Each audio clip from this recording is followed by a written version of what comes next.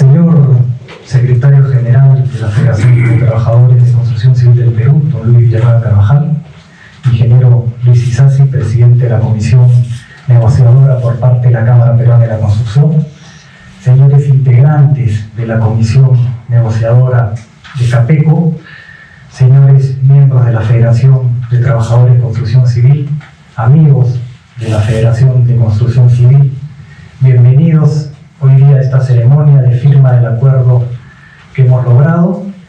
Y como siempre les digo, esta es su casa para cualquier evento que tengamos y para cualquier conversación o diálogo que tengamos de aquí en adelante, como lo hemos tenido hacia atrás.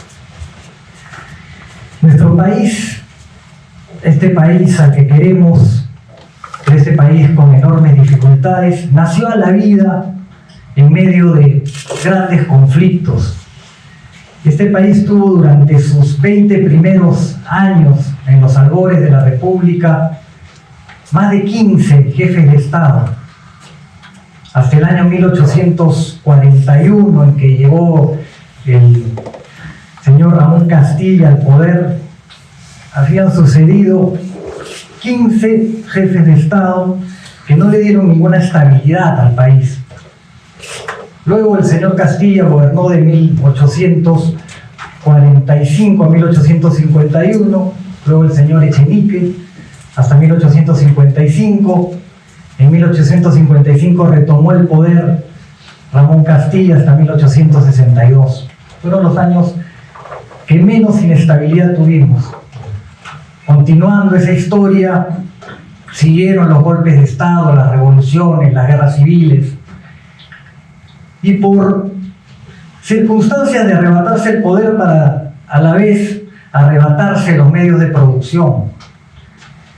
Entonces eso no construyó país, no construyó una sociedad, no tuvimos una visión de nación, no tuvimos un proyecto de república que nos llevara al desarrollo.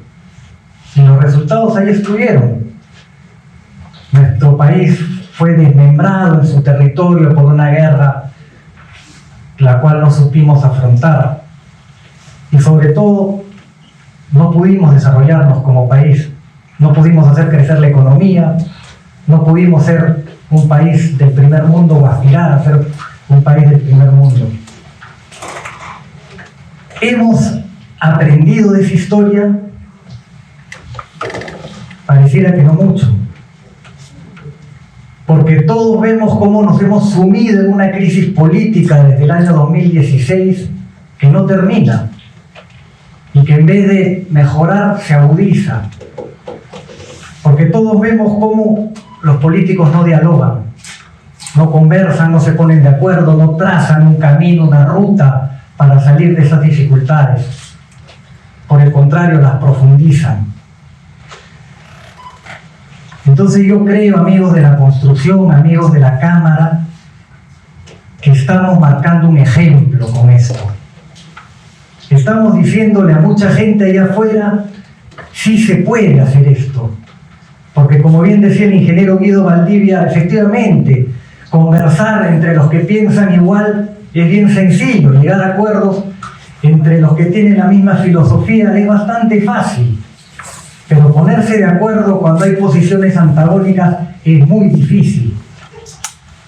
Pero nosotros lo logramos.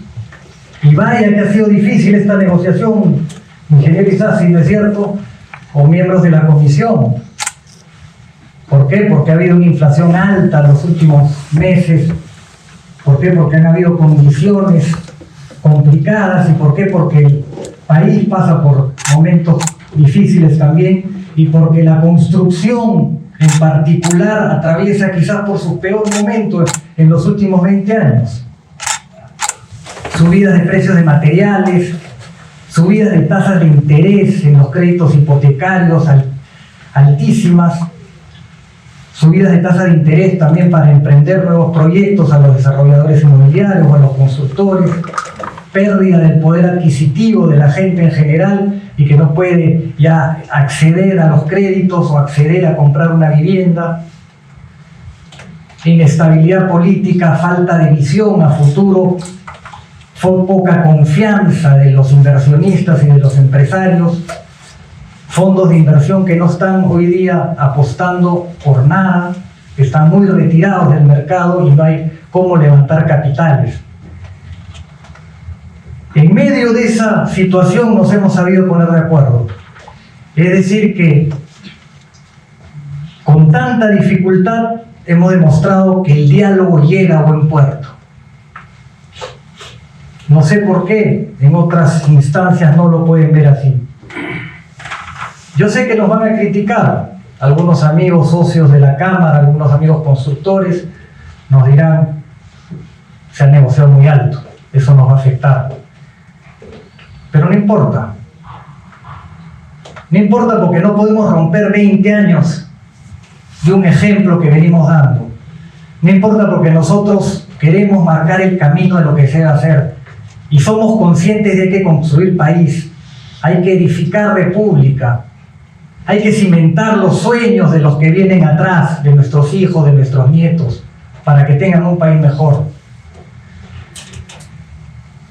Además, que no importa tampoco porque nosotros los constructores valoramos el trabajo del obrero, del operario, del oficial, del peón. Sabemos que es duro el trabajo y sabemos además que sin ellos no podríamos llevar adelante nuestros proyectos. Sabemos que ellos son parte esencial en la ejecución de las obras y en la construcción de país. Los respetamos, los queremos y quisiéramos darle más también, ¿cómo no? Pero hay circunstancias en las que no se puede. Pero hemos llegado a ese acuerdo.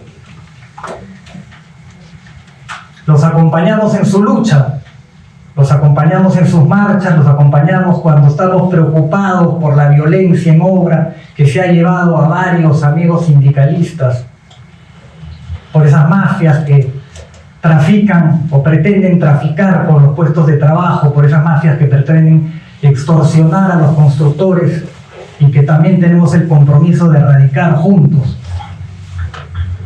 y emprender esa lucha por tratar de sacarlos de las obras de construcción.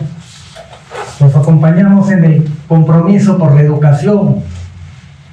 Estamos dialogando para hacer la certificación de competencias en obra.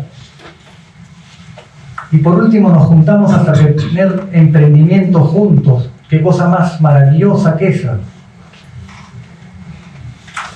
Entonces todo ello nos lleva al mismo sentido, al mismo rumbo, a no romper este diálogo, esta concertación, este camino a veces difícil, pero por el cual hay que optar, que es el de continuar con esta negociación. Yo quería traer a colación hoy día, porque creo que me parece un buen ejemplo para graficar lo que pasa en esta relación.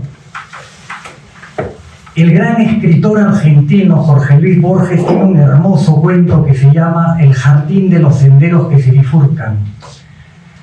Ese cuento habla de las posibilidades que se presentan frente a la vida, de las posibilidades que se presentan frente a la historia, de los caminos que uno puede optar y las múltiples oportunidades o amenazas que se dan cuando uno opta por un camino, porque ese camino se bifurca N veces, no solo una vez.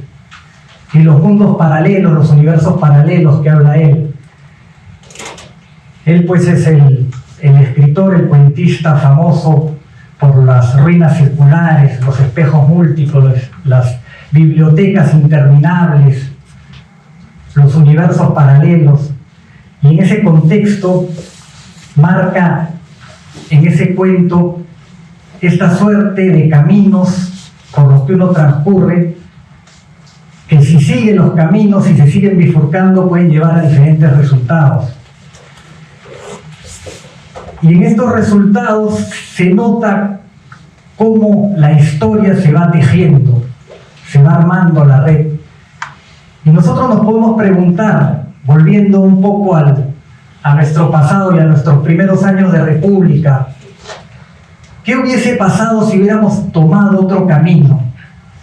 ¿Qué hubiese pasado si hubiéramos tomado el camino de la democracia, del respeto al voto popular, de respeto a los gobernantes que fueron elegidos mediante sufragio universal de sus pueblos, como lo hicieron otras repúblicas que nacieron en esos mismos años o años anteriores, de las cuales no estábamos muy lejos en riqueza en esa época, pero esas naciones a lo largo de las décadas y los siglos nos sacaron unas ventajas tremendas porque eligieron un buen camino, el camino del respeto, de la concertación, de la democracia, del diálogo y de la institucionalidad. Bien, este cuento del que les hablaba tiene mucho más connotación, pero creo que sería muy extenso hablar de él. Pero tiene connotaciones que algunos físicos le atribuían a un anticipo de lo que después se teorizó como la física cuántica. Y esto se los cuento por una razón bien particular que ahora la voy a expresar. Cuando años después un periodista visitó a Borges y le decía, escritor, los físicos hablan de su cuento y se preguntan y dicen si usted no se anticipó a las teorías de la física cuántica. Y Borges contestó, no, yo de física solamente conozco para qué sirve un barómetro. Y el periodista le insistió y le dice, pero sin embargo hablan de usted, doctor, escritor, hablan de usted. Y Borges se queda pensando y dice, qué creativos son los físicos. Y ese es el punto fundamental, la humildad, la sencillez, la humildad del hombre que quizás fue el mejor escritor de cuentos en la historia de la literatura. ¿Y por qué la humildad? Porque la humildad va a ser la que nos va a hacer construir este diálogo. Porque desde posiciones de soberbia no podemos construirlo. Porque desde posiciones de sencillez, de comprender las limitaciones propias, de posiciones de no imponer, sino dialogar, de posiciones de entendernos como iguales, desde posiciones de entendernos que todos nos necesitamos, es que vamos a construir el diálogo y que con ese diálogo por fin salir de esta situación que nos abruma y con ese diálogo poder construir el país que necesitamos. Muchas gracias.